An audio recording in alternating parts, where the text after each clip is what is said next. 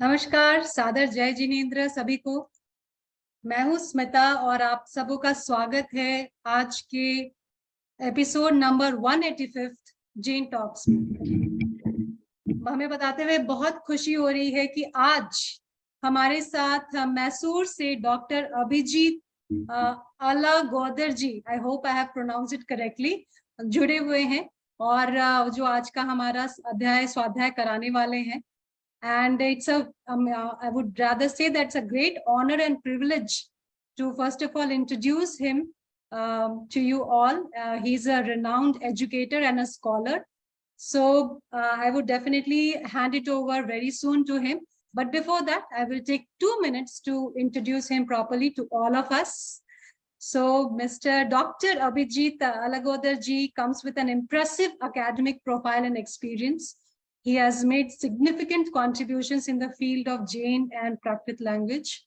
And allow me to throw light on the remarkable journey that this respected man has.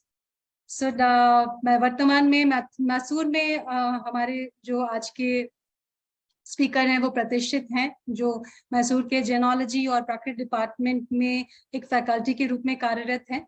और इन्होंने दिल्ली के प्रतिष्ठित केंद्रीय संस्कृत यूनिवर्सिटी से स्नातक की उपाधि प्राप्त की है। प्राकृत में इन्होंने मास्टर डिग्री प्राप्त करी है लाल बहादुर शास्त्री राष्ट्रीय संस्कृत यूनिवर्सिटी से, और कोर्स प्राकृत में ही इन्होंने पीएचडी करी है मैसूर विश्वविद्यालय से। साहेब जो आपने हमारे जो स्पीकर हैं, इनके 15 साल का इम्प्रेसिव कार्यकाल है, जिसमें वो एक लेखक के रूप में उन्होंने अपनी भूमिका निभाई है। संपादक अनुवादक के रूप में कई उल्लेखनीय कार्य किए हैं। उनकी लिखित पुस्तकों में अगर देखा जाए तो एक पुस्तक है देशभक्ति स्वरूप समीक्षा, एक है जैन दर्शन और विज्ञान, non-possessiveness towards better life, and education of Mahavir की शिक्षाएं। इसके अतिरिक्त भी उन्होंने प्रश्नोत्तर रत्नमालिका, जैन सिद्धांत कोश जैसे रचनाओं का संपादन और अनुवादक किया है। डॉक्टर अभिजीत जी विभिन्न विकासात्मक गतिविधियों और विद्वानों के संघ में सक्रिय रूप से शामिल रहे हैं। बैंगलोर में कन्नड़ साहित्य परिषद और त्रिवेंद्रम में द्रविड़ भाषाविद संघ जैसे संगठनों में उनकी सदस्यता साहित्य और भाषाई अध्ययन को बढ़ावा देने के लिए उनकी प्रतिबद्धता को रेखांकित करती है। The scholarly expertise of Dr. Abhijit ji transcends national boundaries too. He was invited as a resource person to teach Jain philosophy in the peace training program organized by McGill University in Ethiopia and the Heritage Preservation Organization in Delhi. His contributions has also reached international audiences with participation in seminars and conferences. Noteworthy among these are presentations on the antiquity of Jainism in Asia, Africa, and America, the interrelationship between Prakrit and Kannada language, and the importance of Jain art and architecture.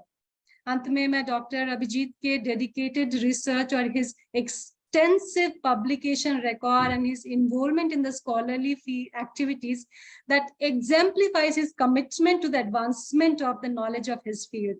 I take a pride in inviting such a Jain scholar on our stage of our Jain Foundation's Jain Talk platform.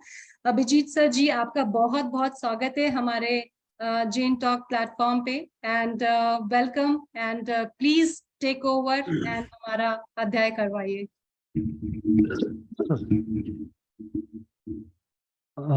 सभी को जय जिनेन्द्र। शुरू करते हैं। मंगलाचरण करता हूं मैं। श्रीमत् परम गंभीरम स्याद्वादामोघ लांछनम जीयात्रैलोक्यनाथस्य शासनम जिन शासनम। जैन टॉक के सभी सदस्य एंड ऑल दी लिसनर्स और अध्यात्म स्वाध्याय प्रेमी सभी को जय जिनेन्द्र करते हुए हम, जैसे अभी मुझे स्मिता जी ने बताया कि maximum will talk in Hindi, Hindi की ऑडियंस ज्यादा है, तो हावेवर पॉसिबल जहाँ पे कुछ समझ में नहीं आया तो आप लोग पूछ सकते हैं। ऐसा कुछ बहुत गंभीर बातें नहीं करने वाला हूं मैं, कुछ बहुत ही जमीनी बातें जो धर्म के बारे में हो सकती हैं, we will discuss about that. So basically जब हम धर्म कहते हैं तो धर्म कहते ही हम आचार को ही धर्म समझते हैं। आचार इज एक्चुअली, हम लोगों को क्या कहना चाहिए कि धर्म का that is the foundation of any religion. So if we see any religion, we see in the aspect of the ritual performances, किस तरीके के रिचुअल्स उस धर्म में पालन होते हैं। इसलिए हम आज थोड़ा बहुत बातें करेंगे जैन आचार के संबंध में। अभी सभा शुरू होने से पहले ही जो मंगल के स्वरूप में अणुव्रतों का गीत सुनाया हम लोगों को, वो भी इसी ओर इशारा करती है और ये बहुत आवश्यक बातें हैं। इसलिए दी आचार किस प्रकार का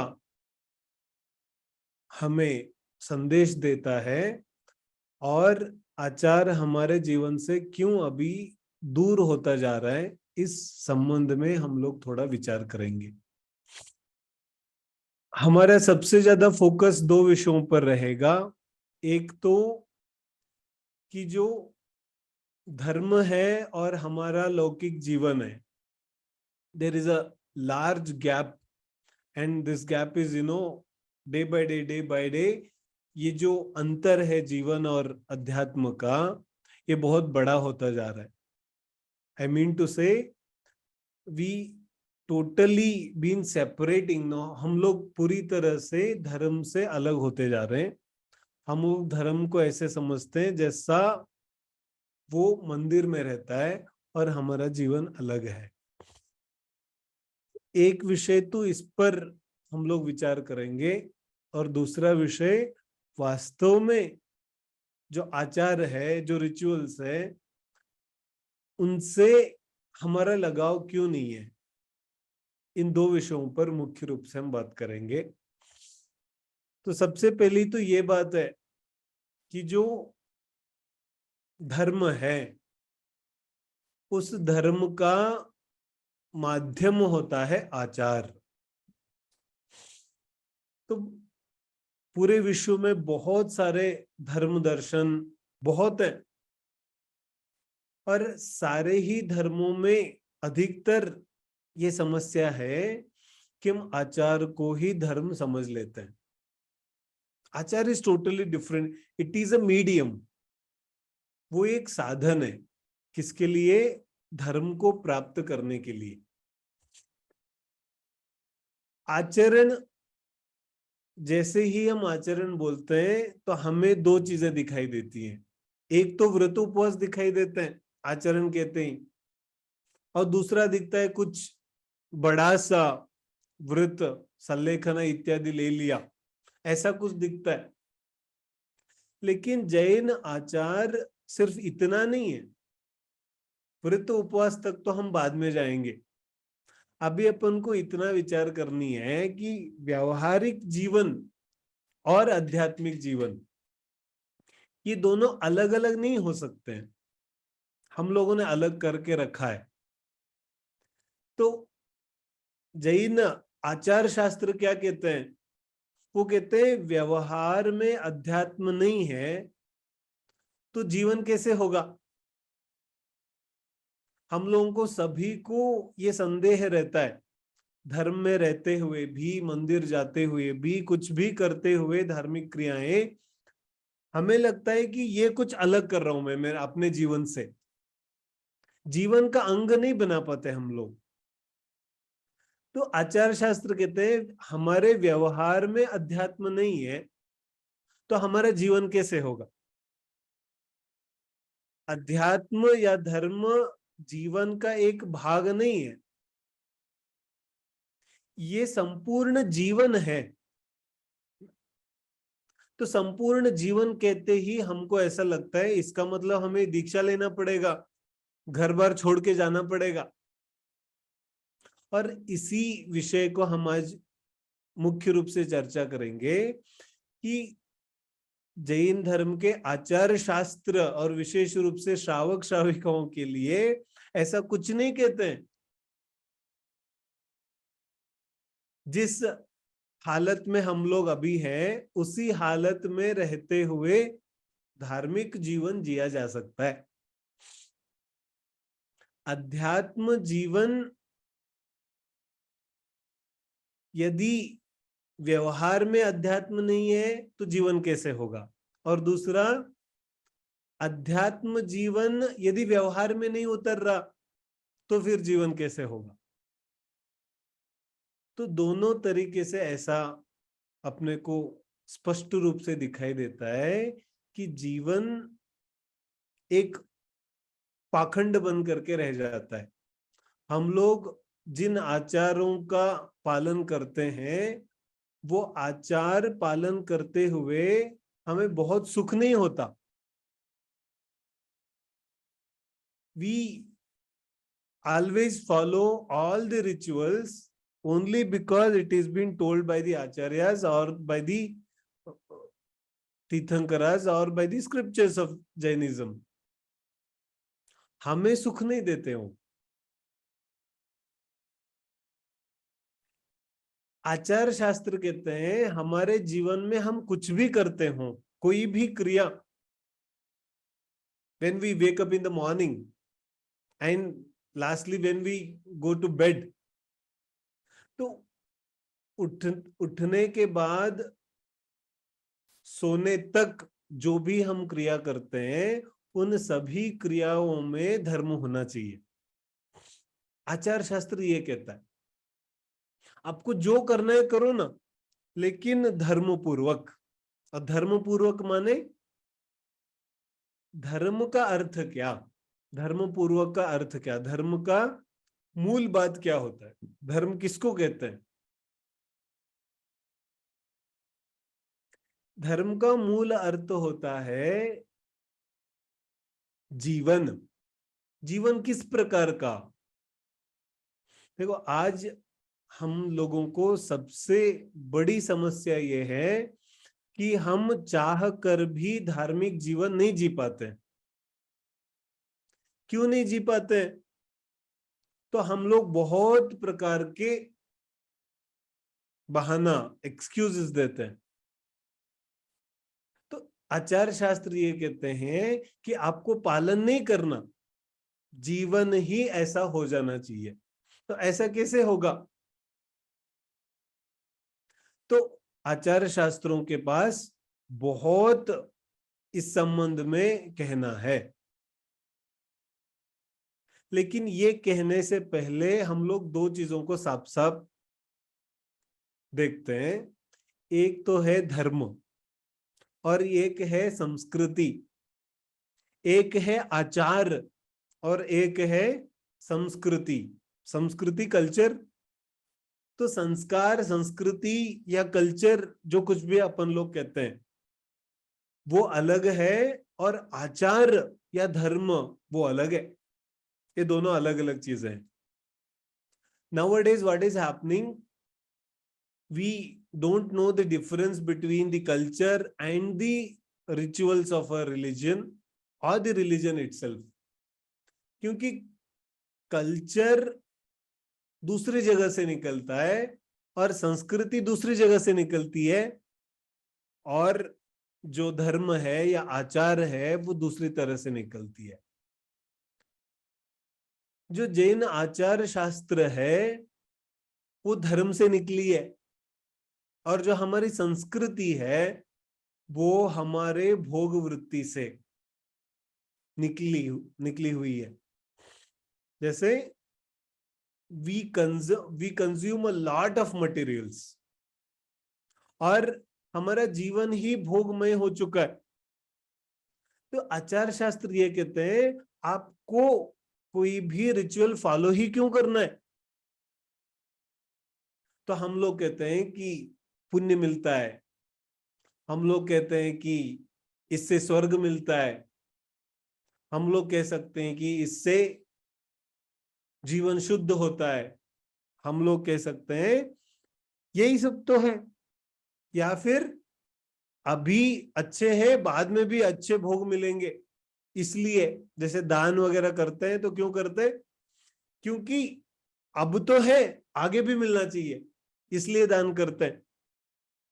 तो वास्तव में ये जो आचार है और संस्कृति है ये दोनों अलग अलग है, और इनके बीच में जो अंतर है ये समझे बिना हम लोग आचार और संस्कृति दोनों को मिला चुके हैं। इसलिए आचार को पालना कठिन हो जाता है हमको, क्योंकि कौन सी बात धर्म से निकली है, कौन सी संस्कृति निकली है, हमें पता ही नहीं है। धर्म और संस्कृति दोनों बहुत अलग अलग है।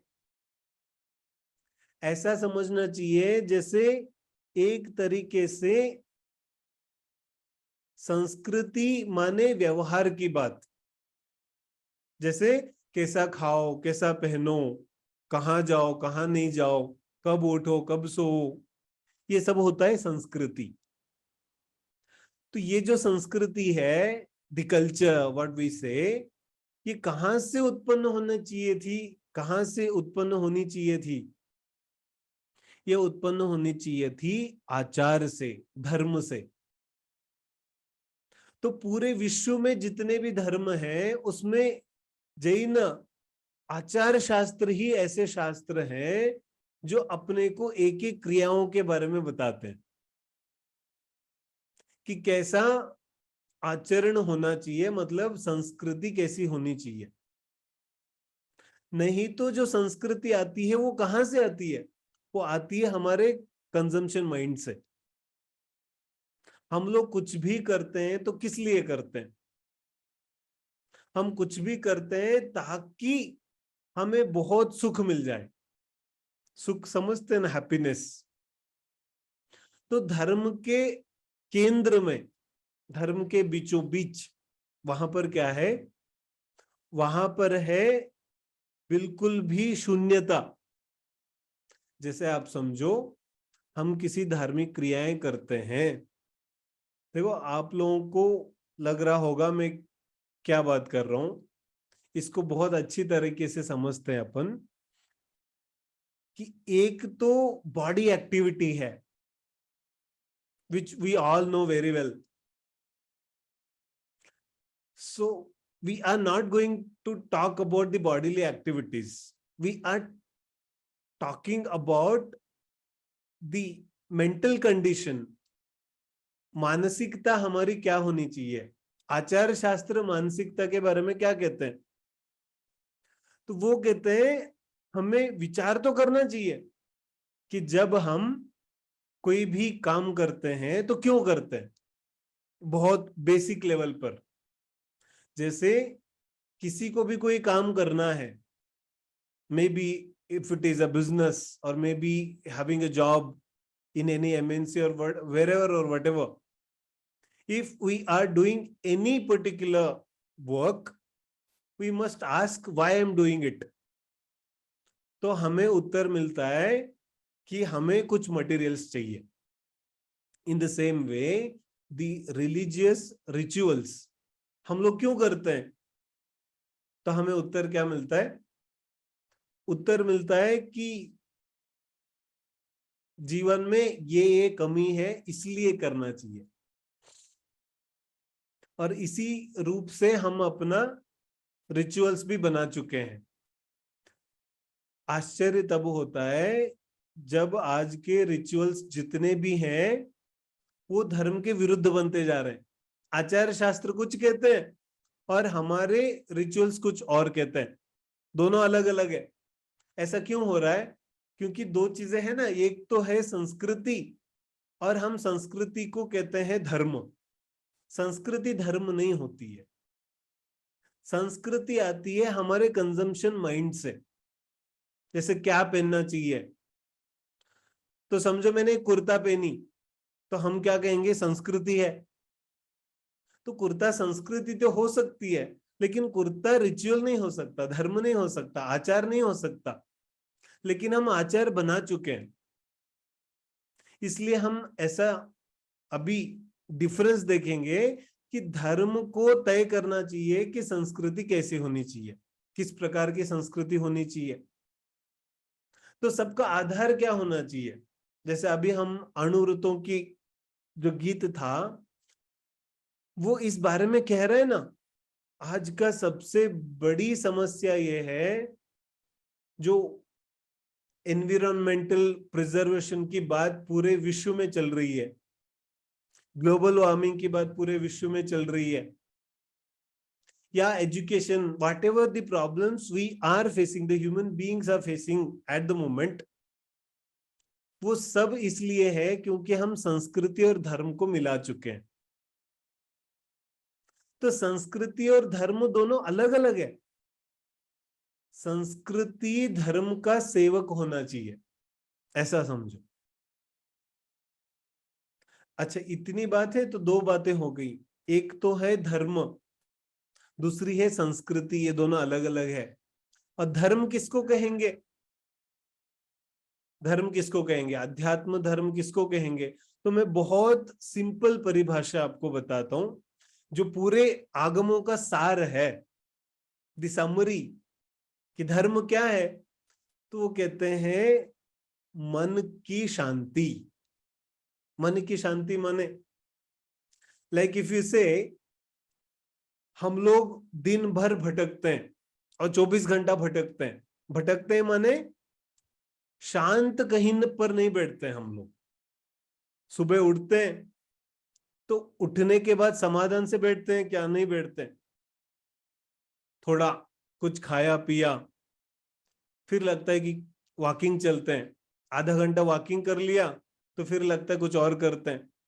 उसके बाद ऑफिस गए तो थोड़ी देर ऑफिस बैठे, फिर लगता है कि नहीं कुछ और करना चाहिए, फिर वहां से निकले कुछ और करना चाहिए। तो जीवन भर हम लोग अशांत, असंतुष्ट, असंतृप्त, कभी हम संतुष्ट होते ही नहीं। तो धर्म उसे कहते हैं संतुष्ट मन, संतृप्त मन, उसकी प्राप्ति जहां हो उसको कहते हैं धर्म। नहीं तो हम विक्षिप्त रहते हैं, always we are thinking about something और समवन और सम मटेरियल्स। सो वो जो अंतरंग में बेचैनी है, हमेशा आप सोचने का, विचार करने का प्रयास करो। हर समय हम बेचैन रहते हैं। अभी यहां बैठे हैं, यहां पर भी हम बेचैन हैं, सोच रहे हैं कि ये कब खत्म होगा या फिर आगे क्या बात चलेगी। तो धर्म सिर्फ उसको कहा गया जहां पर मन को शांति मिलती है। शांति का मतलब स्टेबिलिटी, उसको कहते हैं धर्म। तो इस मन की स्टेबिलिटी के लिए whatever we do, whatever it takes to, that everything is called ritual. उस मन की शांति के लिए हम जो कुछ भी करते हैं वो सब कुछ क्या है, आचार है, आचरण है। तो आचरण अब कुछ भी हो सकता है। हम आचार के जितने भी ग्रंथ हैं उनको निकाल कर पढ़ेंगे तो वहां पर उन लोगों ने कुछ निर्दिष्ट नियम नहीं बताए। उन्होंने कहा इन इन चीजों में हिंसा होती है। अब तय मुझे करना है कि कितनी हिंसा में छोड़ पाऊंगा, ये मुझे तय करना है। आचार शास्त्र नहीं बोलते। तो कहते हैं जितनी शांति चाहिए उतना हिंसा कम करो। लेकिन अभी हम लोगों को पूरी दुनिया, पूरी संस्कृति हम लोगों को क्या सिखाती है कि जितनी वस्तुएं हैं उतना संतोष है। Happiness is equal to consumption. The more consumption you have, you are more happy. वही तो हम लोग सीख रहे हैं. और जैन जिनवाणी ये क्या कहती है कि जितनी ही वस्तुएं बढ़ती जाती हैं तुम्हारा दुख उतना बढ़ता जाता है. ये दोनों अलग अलग है ना. संस्कृति क्या कहती है? संस्कृति कहती है जितनी वस्तुएं ज्यादा होती है उतना सुख. आचार कहता है जितना बढ़ता है उतना दुख. तो दोनों अलग अलग हो गई ना. तो दोनों के रास्ते अलग अलग है. संस्कृति माने हमारे कुटुंब, परिवार या समाज से हम जो कुछ भी सीखते हैं ये संस्कृति है. और ये सब कुछ कंजम्पशन के आधार पर टिका हुआ है. Each and every rules and regulation is being created to consume more and more. जितना हो सकता है उतना. और आचार कहता है कि नहीं नहीं, तुम जितना भोगोगे उतना अशांत हो जाओगे. The more you follow materials, the more you be unhappy. जितना भागेंगे उतना हमको असंतुष्टि मिलने वाली है. आप समझो मुझे एक इच्छा हुई कि मुझे कुछ खाना, रसगुल्ला खाना इच्छा हुई, तो मैंने एक खा लिया. तो इच्छा पूर्ति हुई क्या? अब लगता है और एक खाऊं. तो एक और खा लिया. फिर खत्म होता है क्या? कि नहीं, फिर और एक चाहिए. ऐसे कर कर करके कब खत्म होगा? तो कहते हैं जितना हम मटेरियल के पीछे भागते हैं ना उतनी अशांति हमारे साथ आती है. तो we are buying our sadness. हम लोग वस्तुओं के साथ साथ दुख को खरीदते हैं.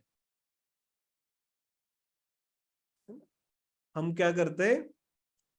वस्तुओं के साथ साथ दुख को खरीद रहे हैं और कहते क्या है कि मैं अब और आनंदित हो जाऊंगा. हम लोग अभी जो चर्चा कर रहे हैं ना ये अनुव्रतों का सार है.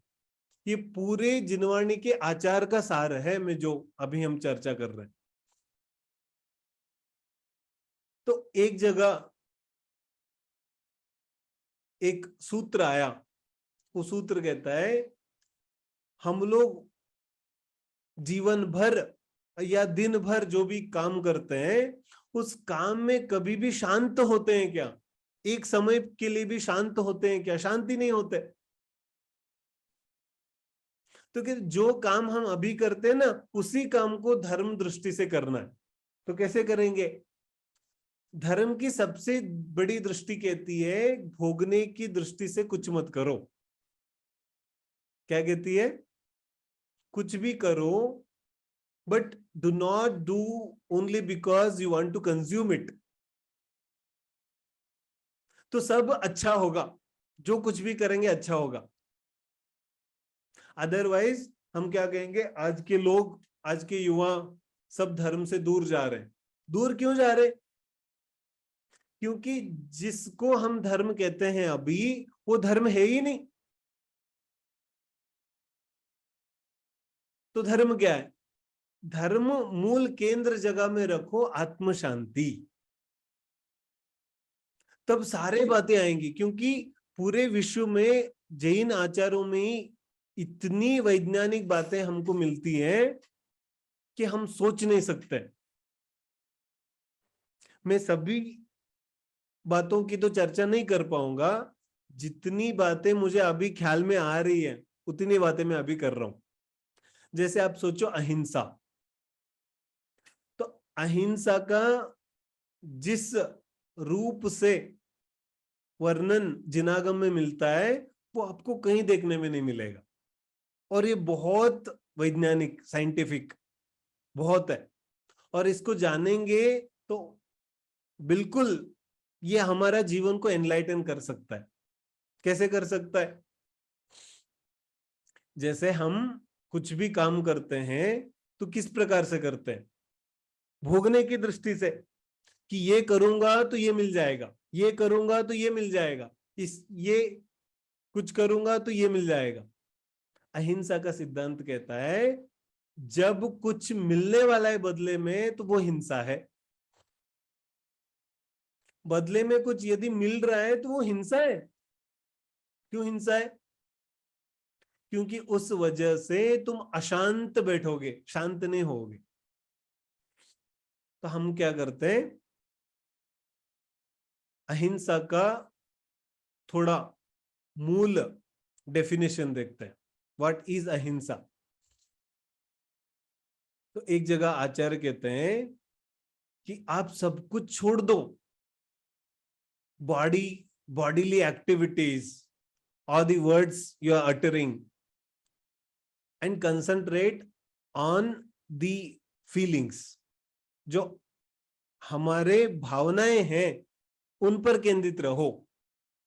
तो अहिंसा है मन को शांत करना। यदि मन अशांत है and you are following all the rituals, then Agam कहता है ये कुछ नहीं है, बिल्कुल कुछ नहीं है। ये तभी सार्थक है जब मन शांत हो। और मन कब शांत होता है? आप समझो, मन तभी शांत होता है जब हम उस बात को अच्छी तरह से समझे कि ये भोग की वस्तु नहीं है, या भोगने से हमें शांति नहीं मिलने वाली है। तो हम लोगों ने सबसे पहला क्या काम किया? भोगने के लिए संस्कृति को आगे ला करके रख दिया। तो संस्कृति किसको कहते हैं? अभी 100-200 साल से जो चल रही है उसको हम कहते हैं संस्कृति। उसके पीछे क्या हुआ था वो हमें नहीं पता। थोड़ा हम जैन इतिहास को भी देखें, then we see, if you see the history like BC, तो क्या होता है क्रिस्त पूर्व में, in the BC time there are two main incidents happened. One is the migration of 12,000 monks to South India. That is the one historical thing happened. And the second thing happened, Yapaniya Sangha. It is established in the northern region of Karnataka. These are the two important things happened in terms of ritual part of Jainism. तो जो 12,000 Monks का migration हुआ उत्तर भारत से दक्षिण भारत की तरफ, एक ये घटना थी, और दूसरी घटना इट इज अराउंड 4th और 5th century AD. A new sangha, a new monkhood has been established in the northern region of Karnataka. That is called यापनीय संघा. ये दो घटनाओं को आप याद रखो तो रिचुअल्स हम लोगों को बहुत अच्छी तरह से पता चलेगा. तो earlier in the time of Chandragupta Maurya and Bhadrabahu and that time period, जो जैन आचार था वो बिल्कुल शुद्ध था, उसमें कुछ नहीं था. जो आज हम करते हैं वो कुछ भी नहीं था. तो कब बदला? तो जब 4th या 5th सेंचुरी में एक संघ उत्पन्न हुआ, उसको कहते हैं यापनीय संघ. दिस संघा was established in the northern region only. किस लिए उत्पन्न हुआ ये? दिगंबर श्वेतांबर दोनों में समन्वय स्थापित करने के लिए. दो रीजन्स थे, एक तो था दिगंबर, एक था श्वेतांबर. इन दोनों में झगड़ा बहुत होते थे. तो क्या किया उन लोगों ने? एक नया संघ स्थापित किया, उसको कहते हैं यापनीय. तो यापनीय संघ के लोगों ने क्या किया? वो कहते हैं श्वेतांबर के तत्व भी ठीक है, वो भी मानते हैं हम, और दिगंबर के तत्व भी ठीक है तो वो भी मानते हैं. तो दोनों के तत्वों को मान लिया और नया संघ खड़ा हो गया. अब ये जो नया संघ था ये बहुत दिन नहीं टिका. It is only about 6th और 7th और मैक्सिमम 8th सेंचुरी, 8वीं शताब्दी तक ही ये यापनीय संघ मिलता है, उसके बाद नहीं मिलता। उसके बाद क्या हुआ, उसके बाद maybe Digambar and Shvetambar both have rejected. This is one thing that scholars say, कि दिगंबर और श्वेतांबर दोनों ने नहीं माना तो यापनीय संघ खत्म हो गया। लेकिन if you see the historical incidents, कोई एक बड़ी घटना तो घटनी चाहिए थी, नहीं घटी। कुछ ना कुछ तो होना चाहिए था वो संघ बंद होने के लिए, लेकिन कुछ नहीं हुआ। तो क्या हुआ, इस यापनीय संघ ने क्या किया, whatever the rituals were there in the other religions, और जैन के अलावा धर्मों में जो भी रिचुअल्स थे उनको अडॉप्ट किया। This adoption was the beginning to change the Jaina rituals. Jain आचार को बदलने का ये सबसे पहली घटना थी। 8वीं शताब्दी तक ये शुरू हो चुका था। तो 9वीं और 10वीं शताब्दी तक what happened, the entire South India mostly was in the impression of this Yapaniya phenomena, but nobody knew that it was Yapaniya Sangha, because यापनी के जो लोग थे वो रहने के लिए दिगंबर थे, दिखने के लिए दिगंबर थे। So people thought it is the Digambara monks, और ये मुनि ही अपने को उपदेश देते हैं। लेकिन it was in the under impression of Yapaniya Sangh. तो entire region of South India में क्या हुआ, ये जो रिचुअल का पार्ट था ये बहुत बढ़ गया। और ये जब 1-2 सेंचुरी के बाद इतना बढ़ गया कि people were unaware and they were not knowing the difference between the Yapaniya phenomena and the origin of Jaina rituals. तो क्या हुआ, it was became inseparable part of Jaina rituals. इसके बाद ये नॉर्थ इंडिया में प्रवेश करता है। When it entered into North India, 11th, 12th, 13th, 14th centuries, उसके बाद इसको रिजेक्शन मिलता है। तो फिर कुछ अलग संप्रदाय निकलती हैं, हम लोग उनको कहते हैं 13 पंथ, 20 पंथ, वो पंथ, ये पंथ, बहुत सारे परंपराएं निकलती हैं। तो मेरा कहने का ये तात्पर्य है कि द एंटायर जैना रिलीजन और the foundation of Jaina religion was scattered only because of the ritual differences and not the philosophical differences. बहुत हम लोगों को आज भी philosophical differences पता ही नहीं है।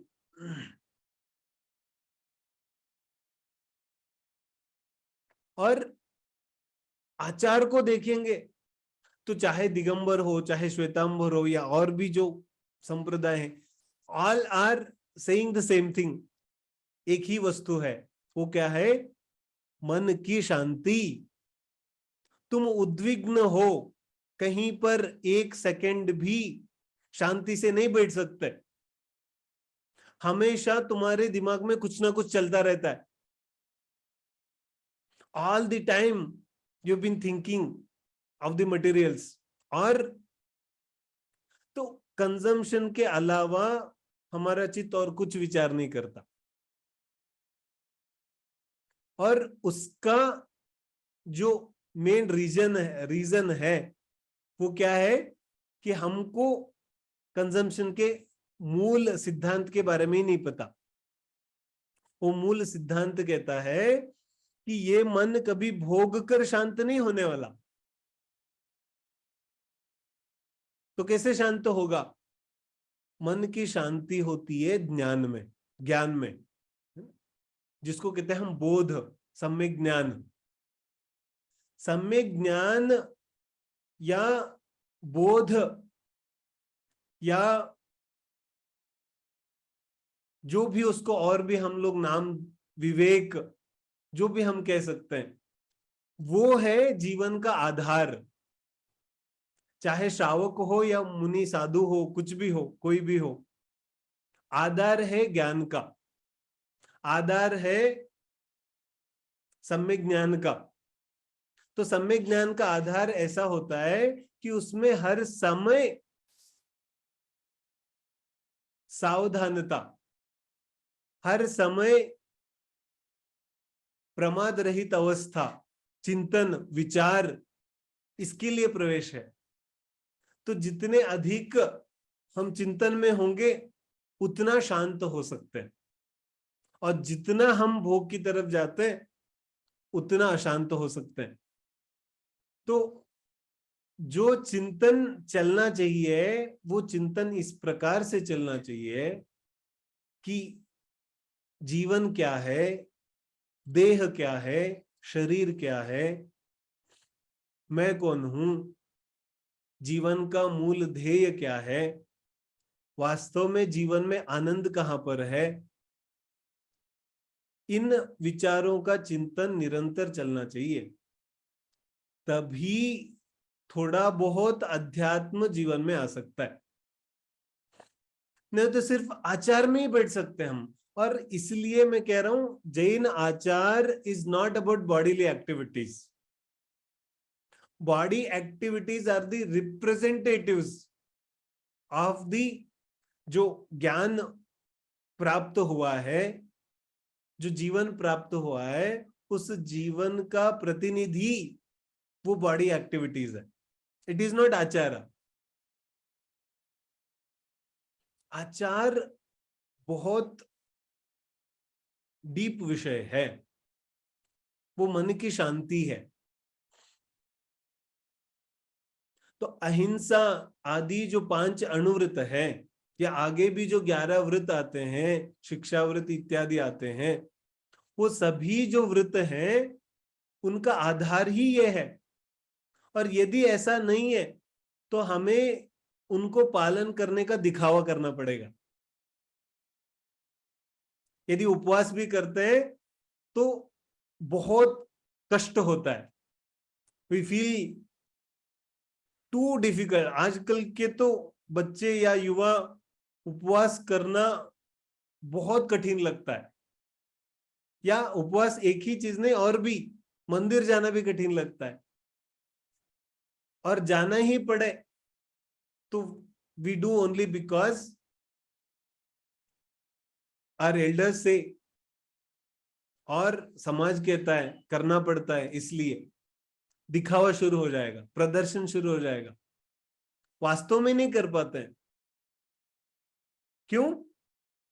उस उपवास में या और भी जो क्रिया है उसका मूल बात हम नहीं पकड़ सकते। जैसे आप समझो, मूल विषय था जैसे उपवास, तो उपवास को क्यों कहा? आत्मा के समीप वास करना। तो उसके साथ आहार को छोड़ दिया तो क्या हुआ? टाइम ज्यादा मिला ना, टाइम ज्यादा मिला। तो इसको उन्होंने कहा आचार। Why? Because that bodily activity is helping to attain the particular stability, और चिंतन करने के लिए समय मिल रहा है, इसलिए किया उसको।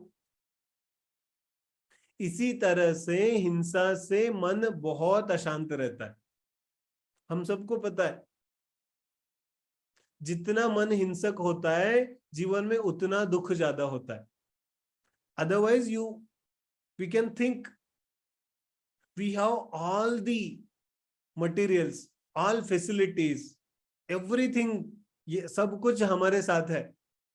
50-100 साल पहले जितना कुछ दुख था इन टर्म्स ऑफ मटेरियल्स, ये बहुत ज्यादा है। अभी सबके पास में सब कुछ है, लेकिन स्टिल वी आर बहुत दुखी हैं। सबके चेहरे मुरझाए हुए हैं, सब कोई कुछ ना कुछ दुखी है किसी ना किसी तरह से, because of the violence. Violence कहां पर? बाहर नहीं, अंदर। अंदर कौन सा violence? Consumption, the thought process behind consuming anything. आचार कहता है तुम कुछ भी कंज्यूम कर लो, तुम्हें शांति नहीं मिलने वाली, तुम्हें आनंद नहीं मिलने वाला, तुम्हें सुख नहीं मिलने वाला। तो कैसे मिलेगा? जितना तुम्हें वस्तुओं की आवश्यकता कम होगी, the more you require, the more you are unhappy. जितना पोजेशन कम होगा, वो कहते हैं उतना आप आगे बढ़ सकते हैं। तो लौकिक जीवन कैसे चलेगा? तो कहते हैं लौकिक जीवन में आचार ऐसा नहीं कहते हैं कि आप कुछ करो मत, कहते हैं सब कुछ करो, लेकिन ये मानकर मत करो कि इससे मैं बहुत सुखी हो जाऊंगा। तो कैसे करो? तो वो कहते हैं कर्तव्य निष्ठा। जैसे शरीर मिला हम सबको, तो शरीर मिला तो इससे हिंसा तो होगी ना। तो कहते हैं इट इज ओके। क्यों? क्योंकि शरीर मिला हुआ है तो थोड़े ना थोड़ा हिंसा होगी, उसको कोई नहीं कुछ नहीं कर सकता, तो इट इज ओके। शरीर की आवश्यकता से ऊपर जो हिंसा होती है उसकी बात चलती है। वो किस किस प्रकार की हिंसा होती है? तो सबसे पहले हो गया पंचेंद्रिय जीवों की हिंसा। मुझे बहुत आश्चर्य होता है, अणुवृत्तों की पूरी चर्चा हो जाती है और हम पंचेंद्रिय जीवों की चर्चा नहीं करते। सबसे पहले हमको छोड़ना चाहिए पंचेंद्रिय हिंसा। पंचेंद्रिय हिंसा माने समझते हैं? पंचेंद्रिय हिंसा का अर्थ होता है हमारे जैसे जीवों के प्रति हम जो हिंसक होते हैं उसको त्यागना। फिर हम थावर का एक वगैरह बात करेंगे, वहां तक जाना ही नहीं है अभी। हमें अभी जाना है पंचेंद्रिय जीवों तक। जैसे दूध आदि डेयरी हो गया, या फिर मनुष्य मनुष्य के प्रति जो द्वेष, ईर्ष्या इत्यादि जितने हम जानते हैं सब, ये हुई पंचेंद्रिय हिंसा।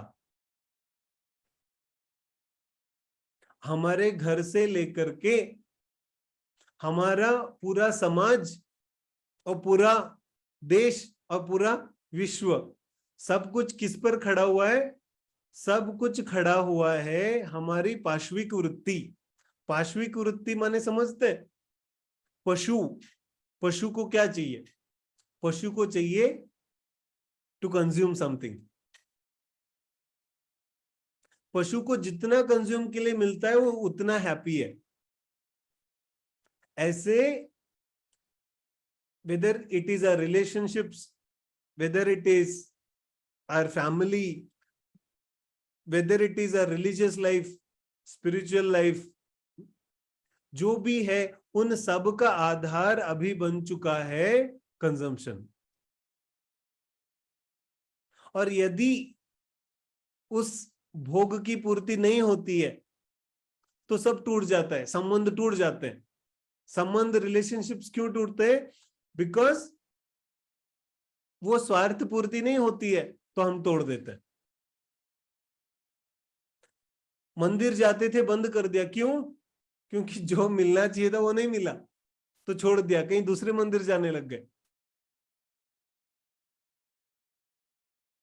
तो पूरा आचार शास्त्र कहता है हमारे जीवन का आधार ही ये बन चुका है, तो हम आचार की तरफ बढ़ेंगे कैसे?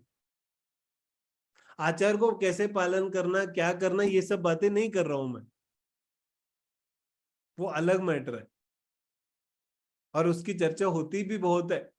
मैं कह रहा हूं हमारा जीवन का आधार ही भोग बन चुका। हम क्या समझते हैं, हमें क्या पढ़ाया गया है? बाहर कुछ है जो मिलेगा, उससे तुम बहुत संतुष्ट हो जाओगे। बाहर कुछ है जो मिलने के बाद तुम बहुत उन्नत हो जाओगे, बहुत सुखी हो जाओगे। ये जो थॉट प्रोसेस हमेशा हमारे दिमाग में भरा गया है, यही मूल आधार है हम आचार की तरफ नहीं जा पा रहे। उसका कारण यही है। आप सोचो ना, बाहर ऐसा कुछ भी नहीं है जिससे ये जीव संतुष्ट हो सकता है, ऐसा कुछ नहीं है बाहर। लेकिन दिन भर या जीवन भर हम लोग बाहर ही ढूंढते रहते हैं। And we congratulate each other whenever somebody achieves something worldly pleasures। उसमें क्या लगता है हमको, उस वजह से अब जीवन उन्नत होगा। लेकिन आचार शास्त्र कहते हैं बाहर से तुम्हें कुछ नहीं मिलने वाला। You cannot fulfil your self with the materials. तो पूरी बात आपको समझ में, पूरी बात यहीं पर घूम रही है। मन असंतुष्ट है, मन बहुत छोटा है, मन में बहुत सारी धारणाएं हैं कि मैं पुरुष हूं, मैं स्त्री हूं, मैं छोटा हूं, मैं बड़ा हूं। ऐसे बहुत सारी धारणाएं बना चुके हैं, उसके आधार पर जीवन जी रहे हैं। फिर अब जीवन आगे कैसे चलेगा? आचार की तरफ हम क्यों जाएंगे? क्योंकि मुझे तो लगता है कि मैं ऐसा हूं, इससे मुझे समृद्धि मिलेगी। बच्चों को भी हम यही सिखाते हैं। कोई बच्चा 10वीं 12वीं के बाद, एग्जाम्पल के तौर पे कि समझो उसको कोर्स चुनना है, which stream I have to be, whether I should go to engineering और मेडिकल, ओ जो भी परस्यू करना है, तो वो किस आधार पर डिसाइड करता है? What is the base? तो सबसे पहले वो पूछता है स्कोप किस में ज्यादा है। तो स्कोप का अर्थ क्या होता है? स्कोप माने पैकेज किस में ज्यादा मिलेगा, है ना? तो अब आचार कहते हैं कि ये पूरा जीवन को तुमने आग लगा दिया। आचार शास्त्र ये नहीं कहते कि तुम जॉब मत करो। आचार, जैन आचार ये कहता है कि जॉब मत करो, ये नहीं कहता। जैन आचार कहता है कि जॉब करो, लेकिन उसका आधार आत्म उन्नति होना चाहिए, आत्म शांति होना चाहिए, मटेरियल्स नहीं।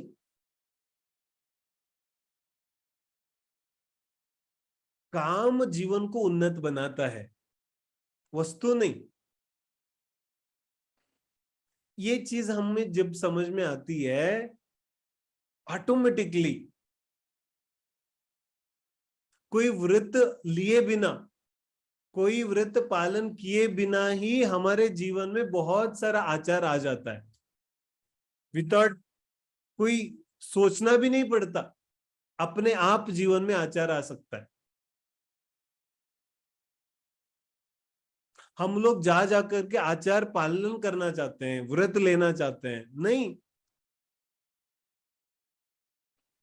हमारे विचार बदलने चाहिए, हमारा ज्ञान बदलना चाहिए, तो जीवन अपने आप ही बदल जाएगा। क्योंकि हमारा जीवन हमारे विचारों का प्रतीक है। Life is output of our thought process, nothing else. Whatever is there, it is an indication of a particular thought process जो हमारे मन में चल रहा है each and every moment. But we are concentrating on that body activity. but what causes that activity is the internal thought process, feelings, the assumptions, everything. तो आचार कहता है, जैन आचार, कि जीवन का आधार बनाओ ज्ञान को। एक बार ज्ञान जीवन का आधार बना, अब जीवन में आचार के विरुद्ध कुछ कर ही नहीं पाएंगे हम। कौन सा अच्छा है? व्रत लेना अच्छा है या ऑटोमेटिकली व्रत जीवन में आ जाना अच्छा है?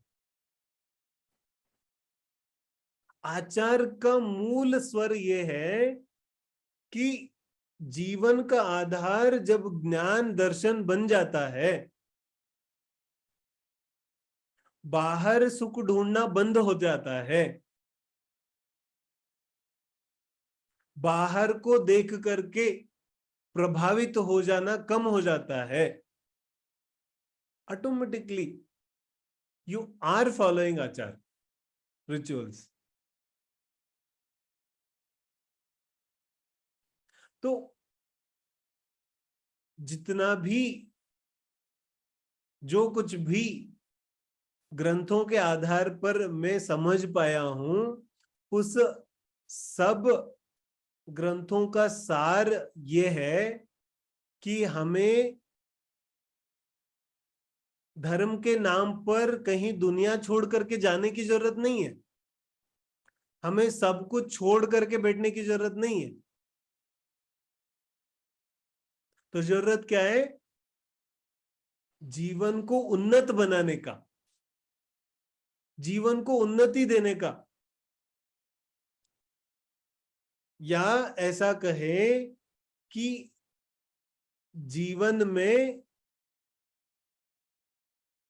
श्रेष्ठता लाने का जो प्रोसेस है वही आचार है, वही जीवन है। जब जीवन जी ही रहे हैं तो अच्छा जीवन क्यों नहीं जिए? अच्छा जीवन का अर्थ क्या है? अच्छा जीवन का अर्थ है हम पशुओं जैसे जीवन नहीं जिए, ये अच्छा जीवन है। पशु क्या करते हैं? देखो, एक छोटी सी,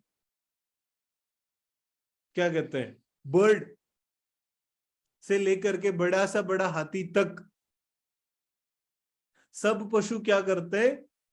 भोगों को इकट्ठा करते हैं। उसको भी घोंसला बनाना है, उसको भी आहार का संग्रह करना है, उसको भी बाल बच्चे करने हैं, उसको भी उनको बड़ा करना है। This is what is happening in the wild life. यही तो जंगलों में भी हो रहा है, तो हम भी वही कर रहे हैं।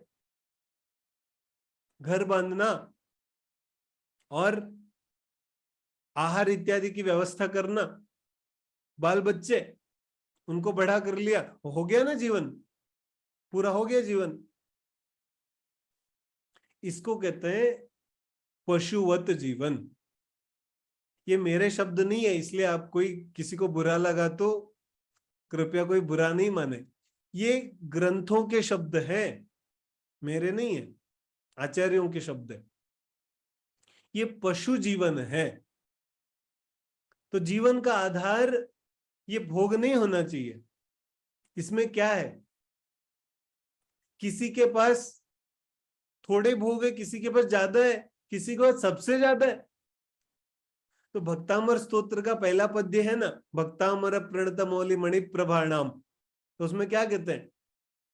सारे इंद्र, सौधर्म इंद्र, चक्रवर्ती, जो जो भी संपन्न लोग हैं, सब आके झुके हुए हैं।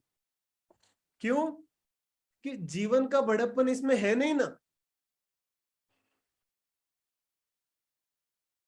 हमें कोई दिक्कत नहीं है यदि इसमें हम लोगों को शांति मिलती होती। समस्या कहां पर है? आचार्य कहते हैं तुम्हें यदि शांति मिलनी होती तो हमें कोई दिक्कत नहीं है, तुम इकट्ठा करो। लेकिन समस्या है शांति नहीं मिलने वाली।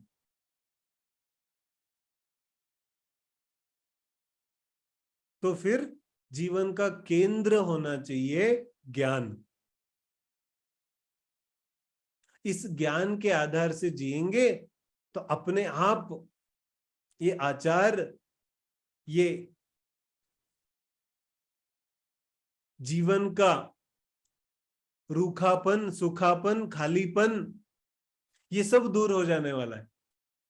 और ये सबको समस्या है ना, हम बाहर तो बहुत कुछ दिखाते हैं, अंदर सब खाली है। सबको अकेलापन लगता है सबके साथ रहते हुए भी। किसी को देखा तो इस दृष्टि से देखते हैं कि उससे क्या लाभ होगा, उससे क्या मिलेगा, वो कैसे उपयोगी होगा। या कोई वस्तु पड़ी है तो सोचते हैं कि इसको कैसे भोग सकते हैं। हमेशा इसी प्रकार से तो देखते हैं। किसी व्यक्ति को देखा तो जीव देखते हैं क्या हम? हमें मांस वही दिखता है ना, मांस हड्डी, यही तो दिखता है, चाहे स्त्री हो या पुरुष हो। पुरुष स्त्री को देखता है तो मांस हड्डी यही तो दिखता है उसको, और स्त्री को पुरुष ऐसे दिखता है। यदि ज्ञान जीवन का केंद्र हो तो ऐसा नहीं होगा। तो विचार करो जीवन कितना उन्नत हो सकता है जैन आचार शास्त्र के पालन से।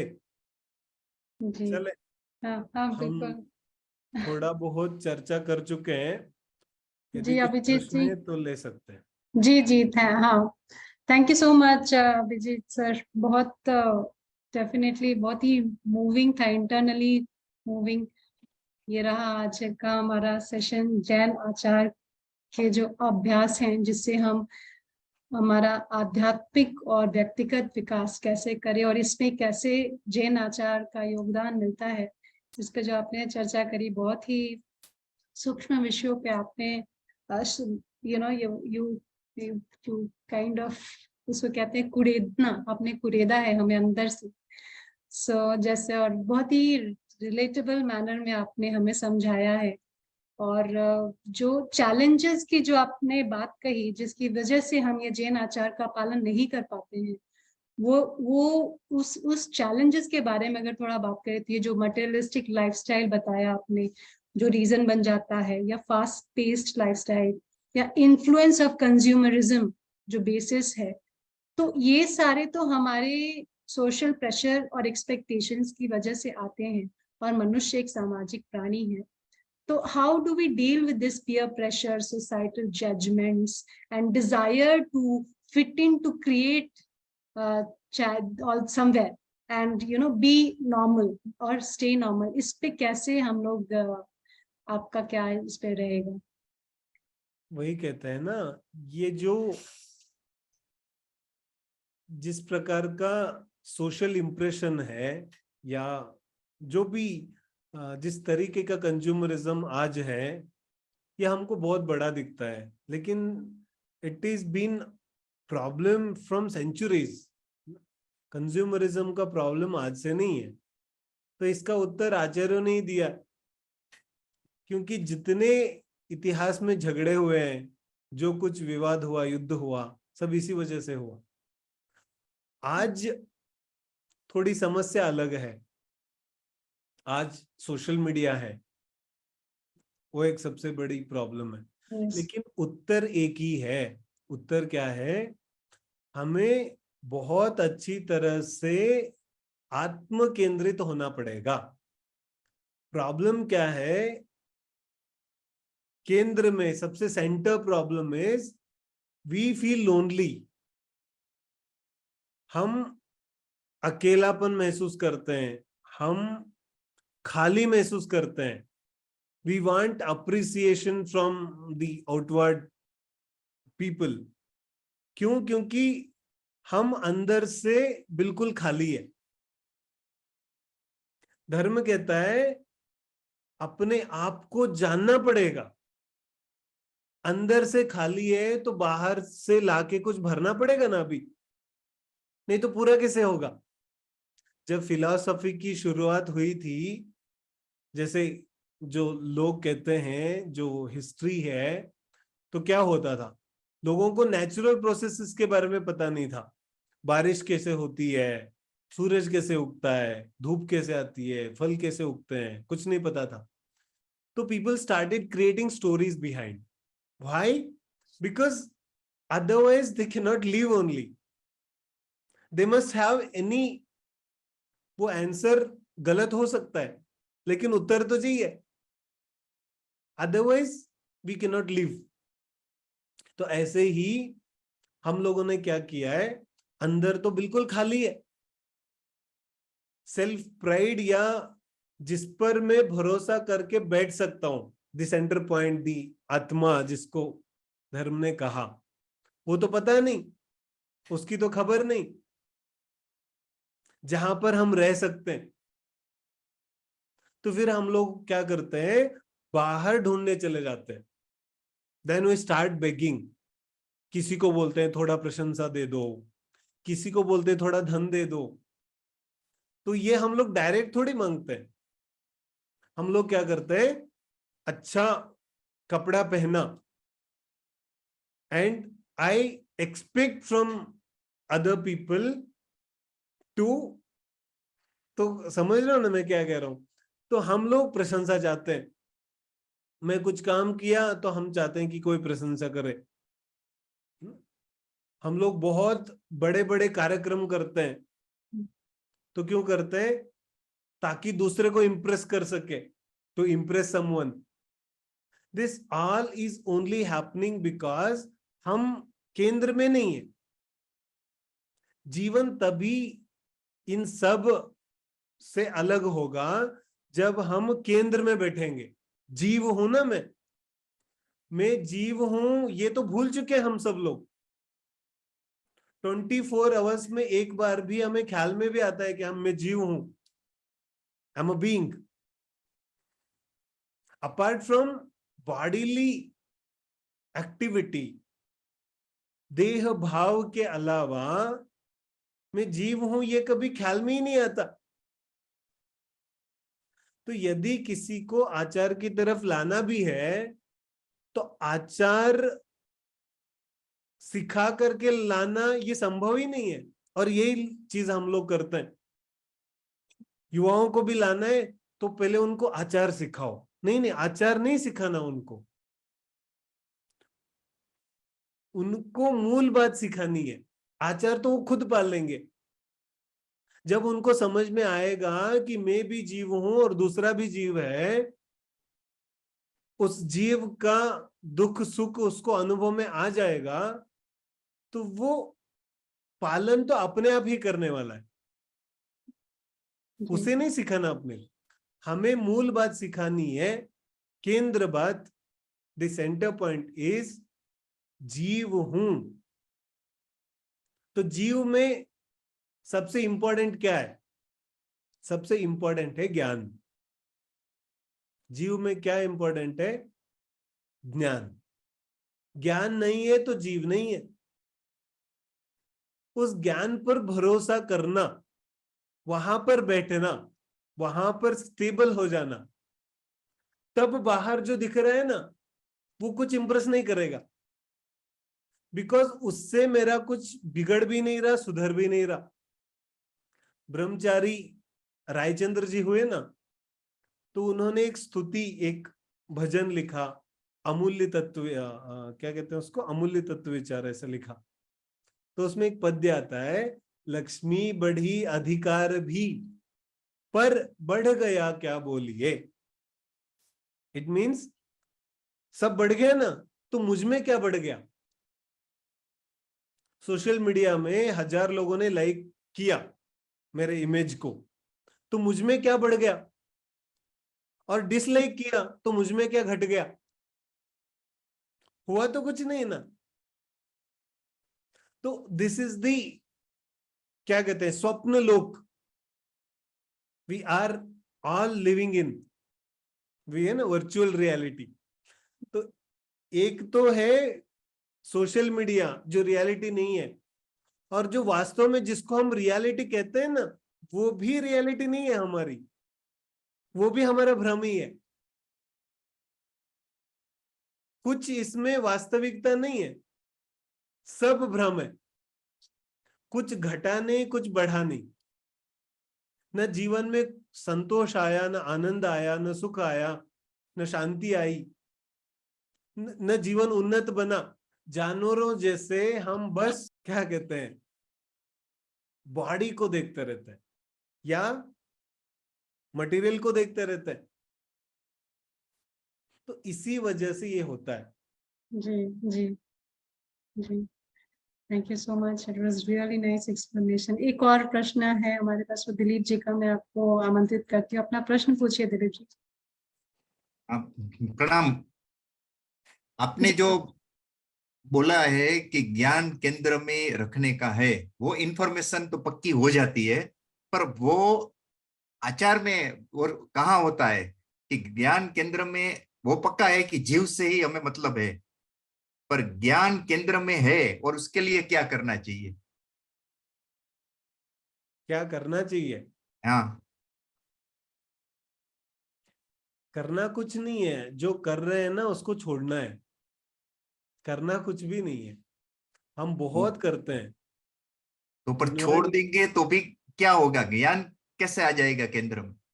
नहीं नहीं, छोड़ना और पकड़ना दोनों ही गलत है। लेकिन प्राथमिक अवस्था में बहुत अनर्थकारी जो चीजें जीवन में है उसको तो छोड़ना पड़ेगा ना, नहीं तो ज्ञान की तरफ जाएंगे कैसे हम लोग?